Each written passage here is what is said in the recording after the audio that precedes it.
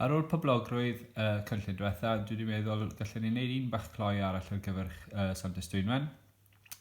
Dyw hwn ddim yn mynd i gymryd lot o amser o gwbl, felly un cloi bach i wneud yn y dosbarth ffwrdd felly os ych chi'n athrawon, neu os ych chi wedi anghofio cerdyn, mae croeso i chi drial yr un mas. Yn gyntaf,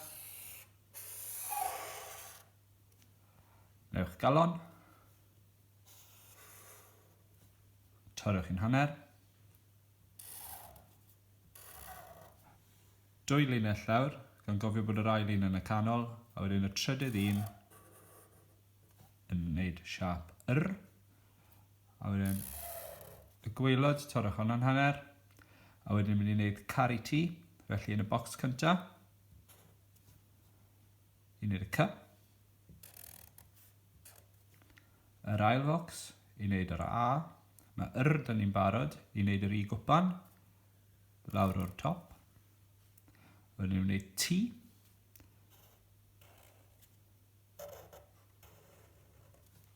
mewn y mas y ddwy ochr, I dot, mewn i bryd lythyren I fel yna, a jyst i orffen, mae angen lliwio mewn y ddwy triongl achos ni. A dyna ni. Diolch yn fawr.